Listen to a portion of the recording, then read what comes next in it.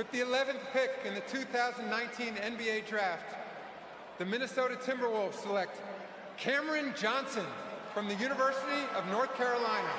Keep in mind, Cam Johnson was not one of the 24 players invited to the green room at the NBA Draft. Cam Johnson didn't get an invitation. That suggests nobody outside of Phoenix thought he needed to go anywhere close to number 11. I'll give it a D just in case he ends up being a three-point contest winner someday, but this is wild to me, not what I would have done it on. In 2019, the Suns won 19 games, and even while having the worst record in the West, they fell all the way to the 6th overall pick, the doomsday scenario in a draft class that fell off completely after the top 3 to 5 prospects. DeAndre Ayton's reaction resembling what most Suns fans are feeling. But after being that bad, with literally no starting point guard on the roster, the Suns felt pretty darn comfortable moving all the way back to the 11th pick, deferring on highly touted prospects like UNC's Kobe White, Jared Culver, Rui Hachimura, and Cam Reddish. And while the move would net them Dario Saric, a good rotation player, the NBA world was stunned as they found out who the Suns selected with that 11th overall pick. While labeled the best pure shooter in the 2019 class, almost nobody expected Cam Johnson to be a lottery selection. But even more likely than his odds to be taken with the 11th overall pick was his road to the NBA. Johnson is a Pittsburgh kid, and while Western Pennsylvania is an awesome place to me, it's not exactly known for its NBA talent. In recent years, very few prospects have come through the area, and ironically enough for Cam, his biggest Division I scholarship came from the University of Pittsburgh, and from there he spent 5 seasons playing college basketball. As a freshman, he redshirted and would not become a starter until he was 21 years old. Except in his redshirt sophomore year, he emerged as one of the top shooters in the ACC, and would become one of the biggest transfers in college hoops going to UNC after the season. With the Tar Heels, Johnson played a really big role, by his senior year becoming their leading scorer with averages of 17 points and 6 rebounds. With his release standing at 6'9", his shooting stroke was effortless and super hard to contest, bringing one very valuable and elite skill set to the pros. While smart and active a defensive player though, his thin frame and slower first step raised a lot of concerns about how well he could fit in at the next level on the defensive end. Cam was also 23 years old, and with a limited athletic ability and some lower body injuries in college, and to many people, he would still be there in their mind later in the second round, which with questions everywhere else in his game outside the outside shooting was totally reasonable. With all the pushback the Suns got though for trading back and selecting Cam, he had an awesome rookie season, or at least a pretty darn good one. After going from reserve, the starting player while Kelly Oubre was injured in the bubble, he played a pivotal role in the Suns team that went undefeated. Now people didn't make a huge deal about it, being he was a 24-year-old rookie just taken outside the top 10, but while making 39% of his threes, he was also a more agile defender guarding in space than most expected, and was versatile enough to play at the 4 spot and hold his own at the next level, which was one of the biggest red flags people had with him coming in. And even though he was only averaging 8 points per game, his value to the Suns made it clear he belonged in the NBA, even earning some rookie team votes. Then in year 2, his numbers would not pop off, as his 3-point shooting would take a dip to 35%, but while defenses were paying more attention to him, it only opened up the floor for Chris Paul to come into Phoenix and do his thing from the mid-range area. The same of course applies to D-Book and Cam Payne running the second unit as well. The big thing was, in Monty Williams' offense, Cam was a super productive cutter and mid-range shooter. Things went better than expected. He was a pretty good role player on one of the best teams in the NBA. After dropping to 35%, his outside shooting has gone up to 45%, making close to 3 of his 6 attempts a night, while averaging career highs everywhere else. Minutes a game at 26 and point scoring at 13. His effective field goal percentage at 62% ranks in the 99th percentile among players at his position, while rounding out the Suns defense in a big way. As Mikal Bridges this year has been a leading candidate for Defensive Player of the Year, that offenses are just trying to get off of their best players, it makes it a lot more difficult where you have Jay Crowder and Torrey Craig and of course Cam coming around the corner playing good perimeter defense. All of that with this team's communications and willingness to compete on that end have made it the 3rd best unit in basketball. The thing is, he hasn't really gotten the appreciation this year because his numbers aren't jumping off the table. But in his 13 games as a starter this year, he's averaged 18 points per game on 48%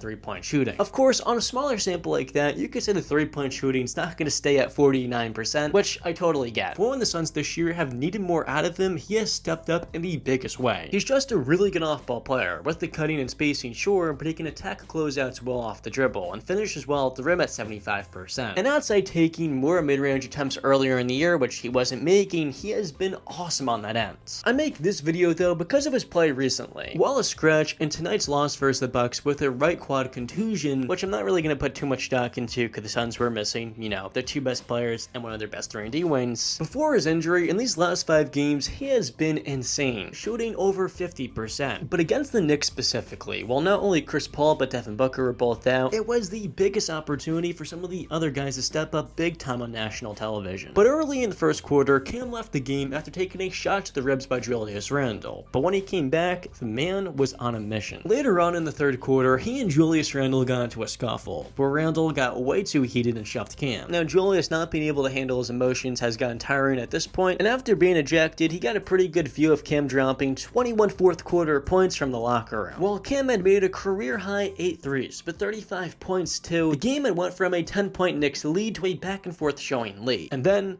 this. On the miss. Rebound Suns. They've got time.